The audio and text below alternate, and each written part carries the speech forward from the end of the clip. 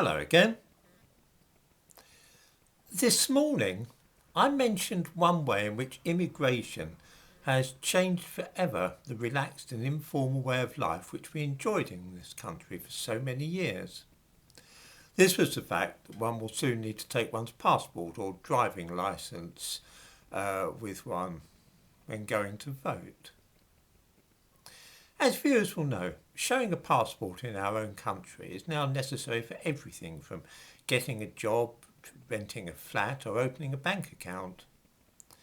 There are many other ways that our lives have been changed by immigration, but often there is a tacit agreement that we should not be told the real reason for changes and the added inconvenience to our lives that they bring. Take the redesigning of Britain's railway stations, which began a decade ago. In the description to this video, I give a link to an article in the Guardian newspaper about this subject from 2013. The headline reads, "Train stations set for changes in drive to cut rail suicides." We learn that train passengers are about to see the biggest changes in station design for years and will have their behaviour monitored more closely as part of a drive to cut suicides on the railways, which last year numbered 238. Extra fencing, removal of seats from the ends of platforms, more no-go areas painted with yellow cross-hatching, and trespass bollards where the interruption of infrared beams set off alarms will be among the most visible alterations. Less obvious may be the use of smart cameras programmed to identify unusual behaviour already being trialled at one busy station, and sensor lighting for dark areas. Network Rail is also considering whether tracking people's movements via mobile telephone signals would help to alert control rooms to potential incidents. Yes, it's all very 1984, isn't it?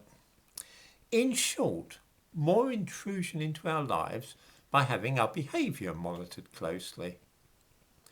Reading the article, you would never guess that all this was undertaken because of a small group of immigrants. Not a word about the real reason for these steps, in other words, steps which will affect and inconvenience every railway passenger in the country. I wonder if any viewers can guess yet what this is all about.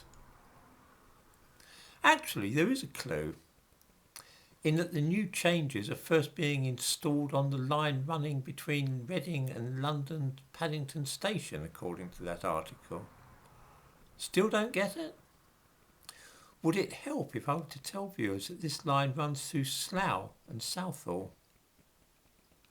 What we are not told in that piece from The Guardian is that these measures were taken urgently in response not only to suicides on the railway line, but also suicides which simultaneously involved one or more murders.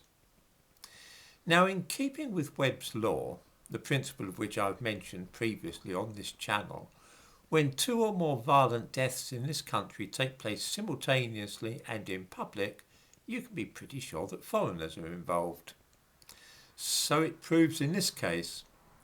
The truth is that from about 2005 onwards, there was a craze among women of South Asian origin in the town of Slough and the London district of Southall for hurling themselves in front of railway trains. Sometimes they would take their children with them and kill them at the same time. I give a link to an article mentioning one such case in the description to this video. A Google search will soon reveal others. The number of such deaths among Asian women and their children began to soar dramatically until by 2006 a third of all suicides on railways in Britain involved Asian women in Southall and Slough. That year there were 240 rail suicides in Britain, 80 of which were by Asian women on the Reading to Paddington line. I give a link to a piece from the Times of India which discusses this phenomenon. How and why such manias or social trends begin is neither here nor there, but it was fast becoming a major tragedy which could bring terrible publicity to the railways, and so action was taken to put a stop to it. Of course, nobody could discuss what was happening or why they really needed to change things on stations, because nobody at all likes to talk about the negative effects of multiculturalism. And to avoid being seen as being racially motivated, which of course it was, the railways had to make these changes all over the country, just in case anybody spotted the real reason for them.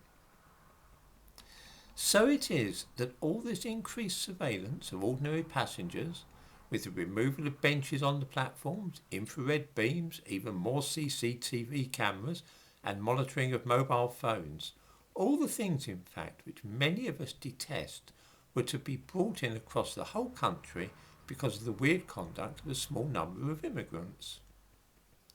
I'm tempted to do a series of videos on this topic, that is to say the way that all our lives are adversely affected by immigration in unexpected ways, but the problem is there are so many of them.